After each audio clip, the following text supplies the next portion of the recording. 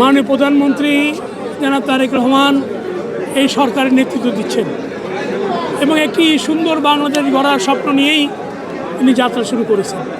তিনি মানবিক বাংলাদেশ গড়ার একটি উন্নয়নের বাংলাদেশ, শান্তির বাংলাদেশ, স্বস্তির বাংলাদেশ এটি উনি গঠন করবেন এবং সেভাবে কাজ করেছেন এবং সেই লক্ষ্য সামনে নিয়ে বাংলাদেশের 6টা সিটিতে 6 জন প্রশাসক নিয়োগ করেছেন মানুষের কল্যাণে কাজ করার জন্য।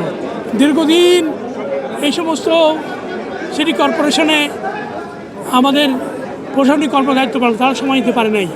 এই জন্য তিনি রাজনৈতিক নেতৃবৃন্দকে উপর আস্থা করেছেন, তাদেরকে দায়িত্ব দিয়েছেন মানুষের কল্যাণে কাজ করে এবং তিনি বলেছেন যে প্রত্যেকটি শহরকে সুন্দর করে গড়ে তোলার জন্য এবং একটি নিরাপদ শহর, স্বস্তিদায়ক শহর, একটি সুন্দর পরিচ্ছন্ন শহর এবং একটি গ্রিন সিটি করে তোলার জন্য দায়িত্ব করে দিয়েছে এবং ইনি মাদকমুক্ত এবং সুন্দর শহর গড়ার জন্য ইনি আমার দায়িত্ব নিয়ে কাজ করতে বলেছেন।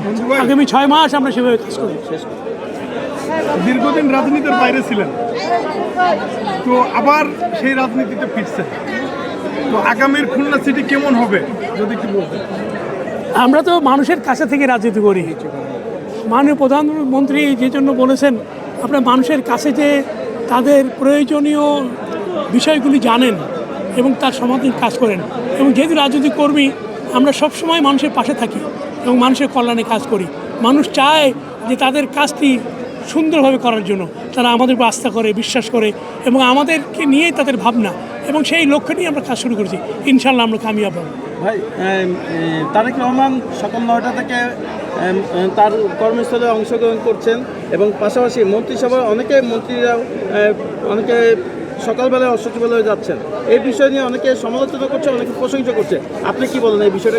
আমি তো মনে করি যে অফিস আওয়ার বলে একটা আওয়ার আছে, সেই আওয়ারেই অফিসে যেতে হবে এবং মানুষ অপেক্ষা করে তাদের নেতা আসলো কিনা, মেয়র আসলো কিনা, প্রশাসক আসলো কিনা এবং তারা সেই কাজটি করতে চায় এবং আমরা সেইভাবেই সময় দিয়ে এবং মানুষের কাজের জন্য যেটুকু সময় প্রয়োজন পুরো সময়টুকু আমরা দিয়ে কাজ শুরু করবো ইনশাআল্লাহ।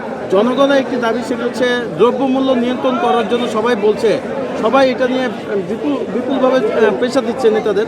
আপনি কি বলেন এই বিষয়ে? কত আমাদের সরকার কাজ শুরু করেছে, কোনো সিন্ডিকেট থাকবে না, কারণ আমাদের সরকার কিন্তু সিন্ডিকেট মুক্ত বাংলাদেশ গঠন করার জন্যই কাজ শুরু করেছে এবং আমাদের কোনো নেতাই সিন্ডিকেটের মধ্যে থাকবে না।